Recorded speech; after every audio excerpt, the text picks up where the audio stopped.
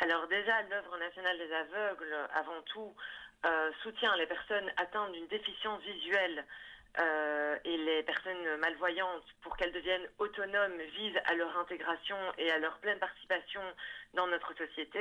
Et donc dans ce cadre-là, effectivement, nous serons présents à la Foire du Livre du 1er au 5 mars.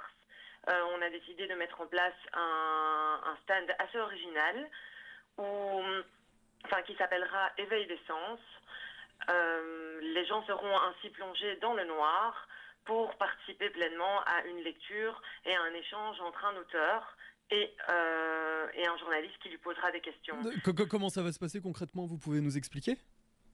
Tout à fait. Alors tout d'abord, une personne déficiente visuelle qui travaille à l'ONA va diriger les gens dans un espace noir, de manière à ce qu'ils puissent se mettre dans la peau de personnes déficientes visuelles ou aveugles. Ils vont s'asseoir et ils vont participer à la lecture de plusieurs ouvrages, de plusieurs livres à haute voix. Ensuite, il y aura un animateur, donc un journaliste, qui soulèvera plusieurs questions suite à ces passages. Et du coup, il y aura un réel échange entre l'auteur et le public. Tout ça dans le noir le plus complet. Et quels auteurs sont invités pour cet événement? Alors, il y a des auteurs comme Valérie Cohen, il y a Isabelle Barry, il y a Armel Job, il y a Jean-Luc Fonck. Donc, le dépliant avec le programme, vous pouvez vous le fournir sur le site de l'ONA, donc www.ona.be. Donc, vous pouvez le télécharger facilement. Et donc, il y a des séances qui sont prévues avec des heures spécifiques.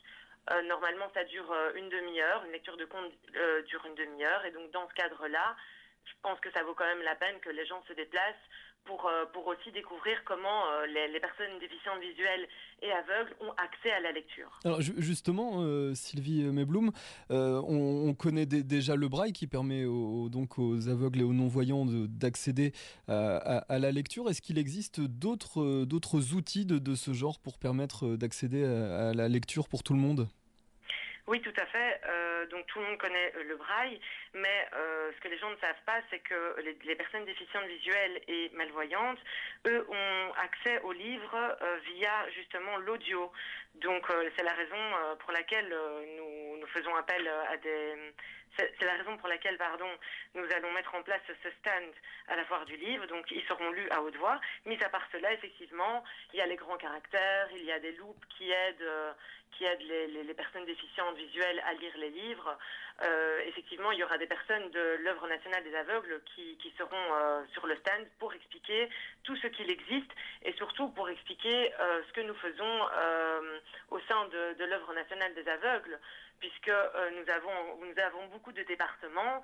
Il y a non seulement un suivi social qui est vraiment à l'écoute des personnes déficientes visuelles et de leur entourage. Je dis leur entourage puisque certaines personnes peuvent devenir malvoyantes suite à un accident et du coup ne pas savoir comment réagir. L'entourage ne le sait non plus pas. Donc il y a un réel accompagnement social qui aide ces personnes-là et qui aide les personnes déficientes visuelles, qui les soutiennent dans leur démarche de leur vie quotidienne, donc non seulement dans leur démarche administrative, dans leur démarche au niveau de leur logement, de leurs loisirs, etc. Donc vraiment, il y a un suivi psychologique et en plus de ça, il y a évidemment l'accompagnement scolaire où l'œuvre nationale des aveugles accompagne un enfant atteint de déficience visuelle pour lui permettre de continuer sa scolarité dans un enseignement ordinaire. Donc on l'aide, on l'intègre, on essaye de surmonter ses difficultés, de lui apporter les supports et le matériel nécessaire à sa déficience visuelle. Sylvie Mebloum, outre le salon, la foire du livre qui ouvre ses portes dès demain, je le rappelle, est-ce que l'œuvre nationale des aveugles a des grands événements prévus cette année? Oui, de grands grands événements, puisque l'œuvre nationale des aveugles a 90 ans cette année. C'est une fondation qui a été créée en 1922. Et dans ce cadre-là, vous pouvez toujours vous tenir au courant via le site www.ona.be. C'est sur ce site que vous verrez tous les événements que nous allons mettre en place. Donc là, il y a l'événement le plus proche, c'est celui de la Foire du Livre, du 1er au 5 mars.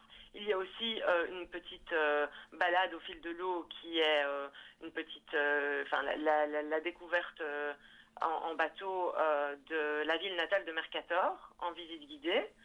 Il y a une exposition d'artistes qui aura lieu du 6 au 15 septembre aussi, où on va vraiment mettre en avant les œuvres de personnes, d'artistes de déficients visuels. Donc ça aussi c'est important. Nous participerons aussi à la journée du sport, Irisport, le 16 septembre, où l'ONA sera visible via un grand ballon avec un grand œil. On va là-bas montrer que là aussi les déficients visuels et les aveugles sont capables de pratiquer du sport via un terrain de pétanque adapté, pardon.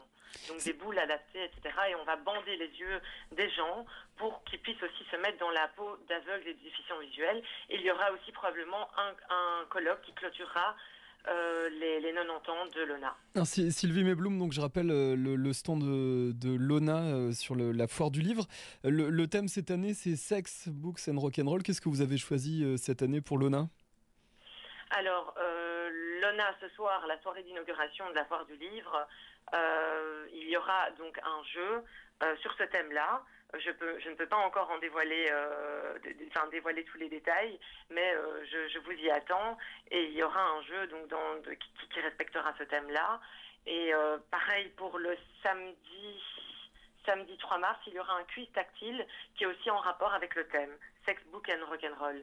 Mais je tiens aussi à préciser une dernière chose, que nous sommes de 1 soutenus par la dernière heure et surtout que notre ambassadeur officiel pour les 90 ans de l'ONA, c'est Michael Miraglia, qui est le célèbre journaliste de la RTBF, qui nous soutient tout au long des événements que nous avons prévus. Donc événements culturels, festifs et sportifs, etc.